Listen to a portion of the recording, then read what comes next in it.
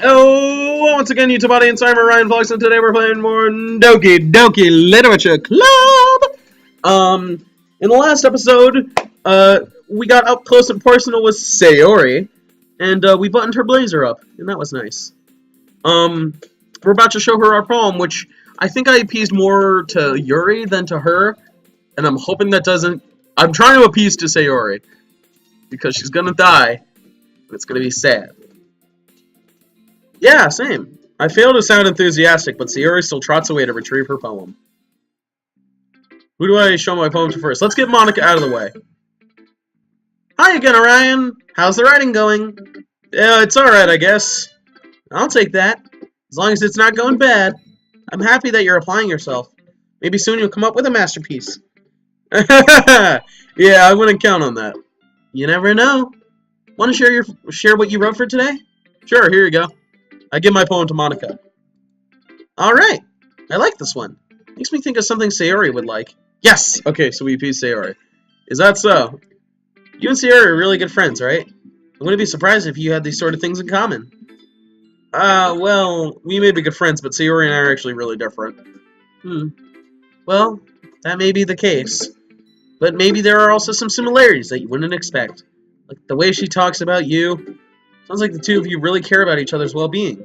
Even if you show it in different ways, it ends up being more similar than you think. So you think that's the kind of vibe I get.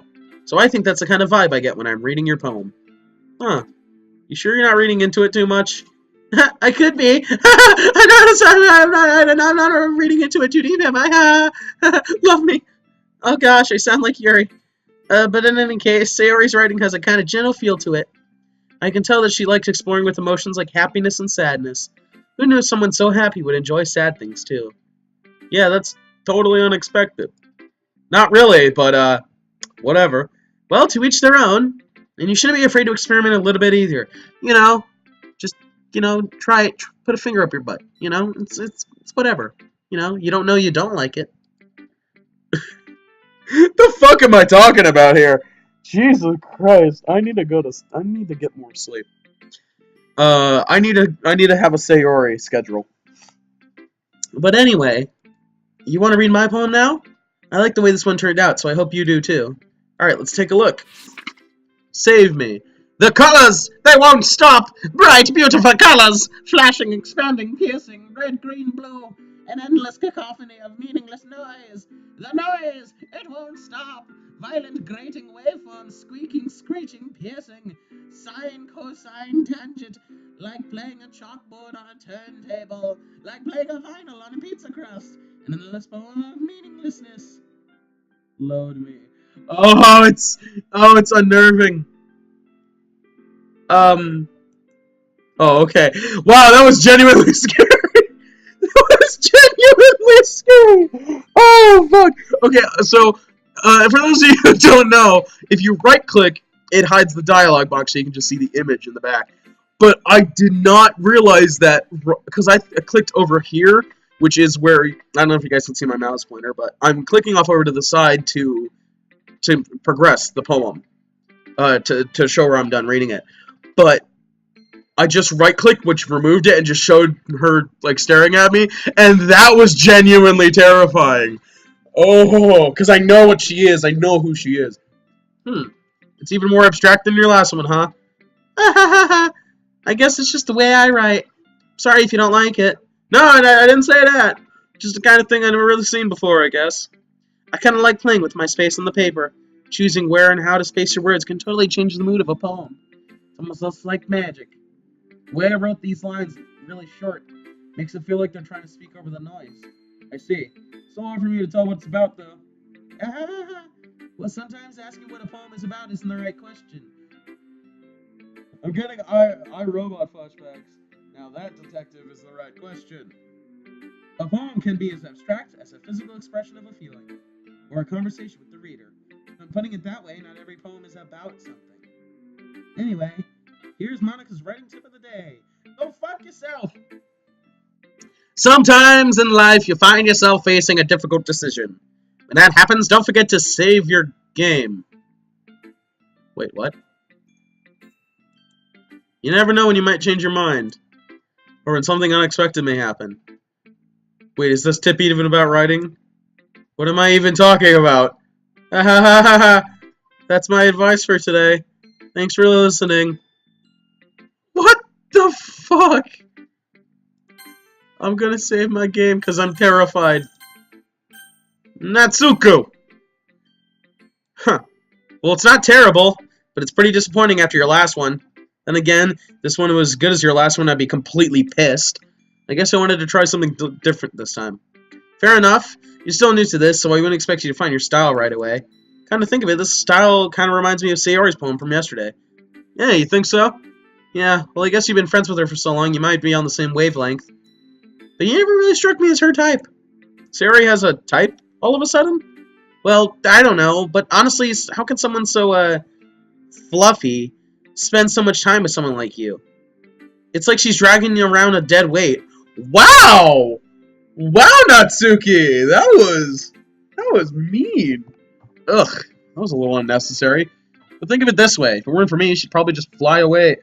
She'd probably just fly away like letting go of a balloon. You could say we take care of each other in our own way. Whatever it is, I don't get it. Oh yeah, I guess I'm supposed to show you my poem. Here. Amy likes spiders. You know what I heard about Amy?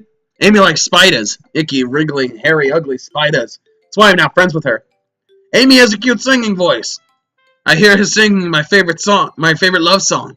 Every time she sings the chorus, my heart would pound to the rhythm of the words. But she likes spiders. That's why I'm not friends with her. One time I hurt my leg really bad. Amy helped me up and took me to the nurse. I tried not to let her touch me. She likes spiders, so her hands are probably gross. That's why I'm not friends with her. Amy has a lot of friends. I always see her talking to people. She probably talks about spiders. What if her friends start to like spiders too? That's why I'm not friends with her. It doesn't matter if she has other hobbies. It doesn't matter if she keeps it private. It doesn't matter if it doesn't hurt anyone. It's gross. She's gross. The world's better off without spider lovers. And I'm going to tell everyone. Wow, what a fucking asshole.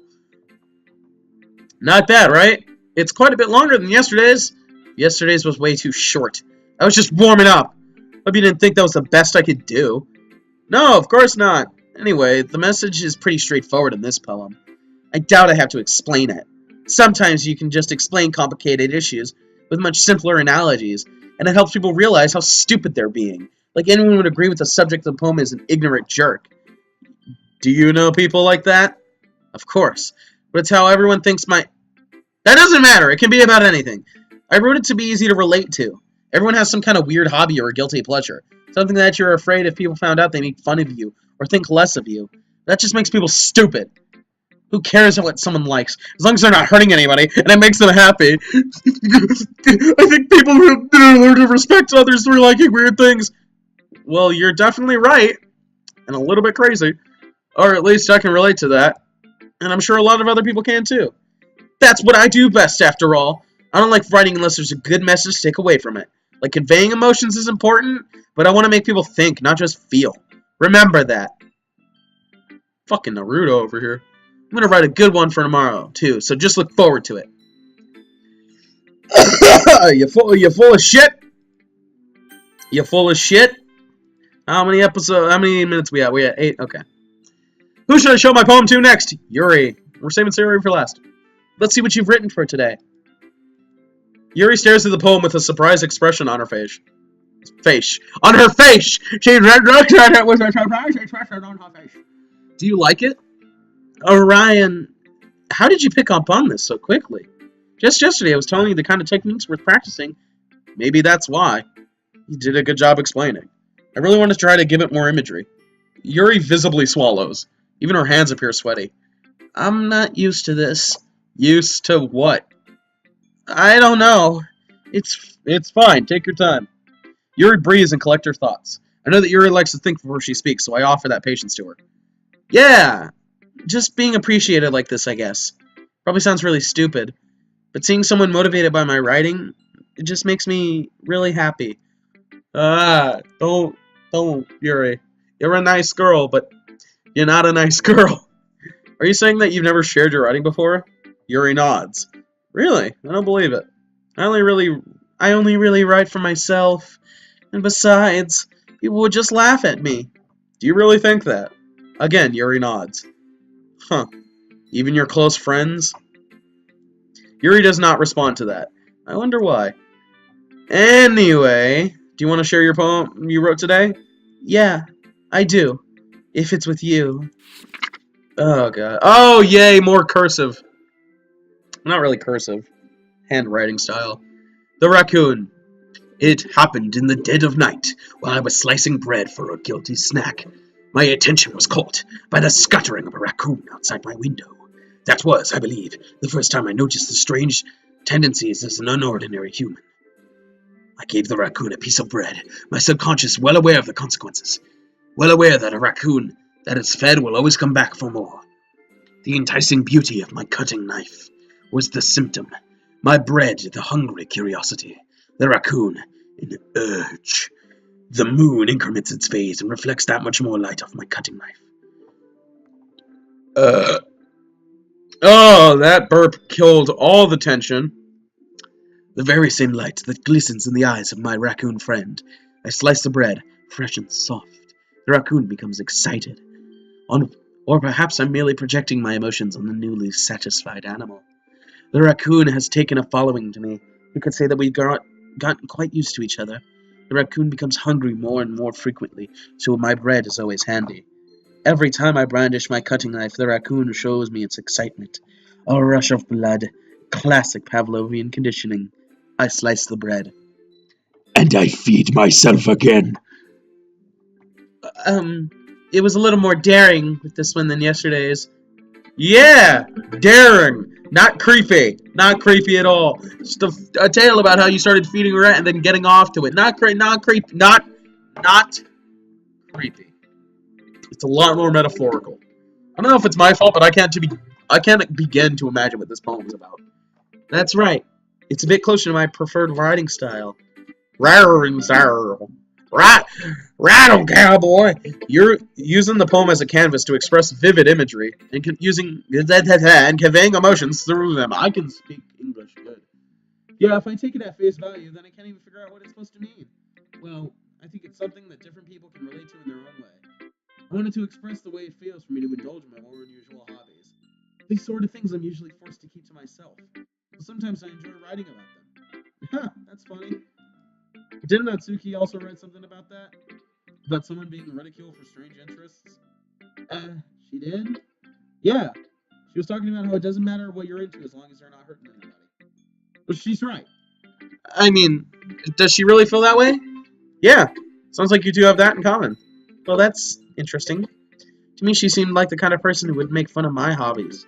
But I suppose that's my fault for judging, isn't it? Please don't tell her I said that. Don't worry, I have no reason to. Okay. Well, thank you for sharing it with me. After all, if I hadn't learned to embrace my own weirdness, I'd probably hate myself. And I don't hate myself. You know, this music is really creepy. When you just let it play. When you just let it do its own thing.